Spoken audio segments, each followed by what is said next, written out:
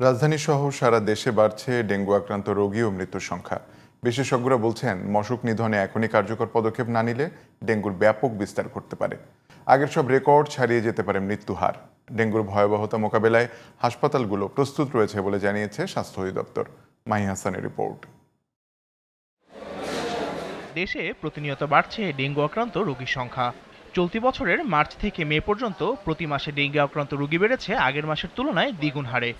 মার্চে ডেঙ্গু আক্রান্ত হন ৩৩৬ জন, পরের মাসে এই সংখ্যা দাঁড়ায় ৭০১ জনে। মে মাসে আক্রান্ত হন ১৭৭৭ জন। তবে চলতি মাস জুনে মাত্র ১৫ দিনে এই সংখ্যা প্রায় দ্বিগুণ হয়ে দাঁড়িয়েছে ১৬৪৩ জনে। এখনই নিয়ন্ত্রণ করা না গেলে ভয়াবহ আকার ধারণ করতে পারে ডেঙ্গু, এমনটি আশঙ্কা বিশেষজ্ঞদের। আমরা এডিস মশার ঘনত্ব, ডেঙ্গু রোগীর সংখ্যা, বৃষ্টিপাত, আর্দ্রতা এবং তাপমাত্রা এই কয়েকটি প্যারামিটারকে মিলিয়ে আমরা যে ফরকাস্টিং মডেলটি তৈরি করি, সেখানে স্পষ্ট দেখা যাচ্ছে যে এবছর সারা বাংলাদেশেই ডেঙ্গু পরিস্থিতি বেশ ভয়াবহ আকার ধারণ করার একটি সম্ভাবনা আছে, যদি আমরা এখনই এটিকে নিয়ন্ত্রণ করতে না পারি। এবং এটি আগস্ট অথবা সেপ্টেম্বর যে কোনো একটি মাসে বেশ ভয়াবহ আকার ধারণ করবে।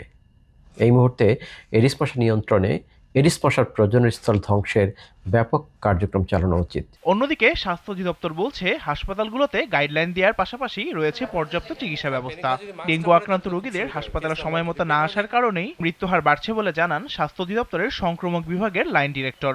দেরি করে হাসপাতালে আসে, তাতে যখন তাদের আউটডোরে গেলে বলে দেওয়া হয় যে আপনার এই লক্ষণগুলো প্রকাশ পেলে আপনি দ্রুত হাসপাতালে আসবেন। ক্রিটিক্যাল ফেজটা আসলে ২৪ থেকে ৪৮ ঘন্টা।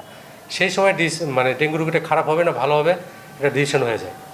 অনেক রোগী ক্রিটিক্যাল ফেজে যায়, অনেক রোগী ক্রিটিক্যাল ফেজে যাওয়ার আগেই ভালো হয়ে যায়। যারা ক্রিটিক্যাল ফেজে যাবে, ওই ফেজে যদি হাসপাতালে সময়মতো ভর্তি না হয়, তারাই দেখা যাচ্ছে খারাপ হয়ে যাচ্ছে। অ্যাকোমোডেশন চিকিৎসা সাফিসিয়েন্ট আছে। ডেঙ্গু কেস নাম্বার কমানোর জন্য যে প্রস্তুতি বা সেটা আরও বাড়ানো দরকার, মানে মশক নিধনটা। দেশে চলতি বছরের জুনের ১৫ তারিখ পর্যন্ত ডেঙ্গুতে আক্রান্ত হয়েছেন ৫,৯৮৮ জন, মৃত্যুবরণ করেছেন ৩০ জন। জনসচেতনতা না বাড়ালে ডেঙ্গু প্রতিরোধ সম্ভব নয় বলে মন্তব্য করেন স্বাস্থ্য অধিদপ্তরের এই কর্মকর্তা। Mahi Hasan, DTV news, Dhaka.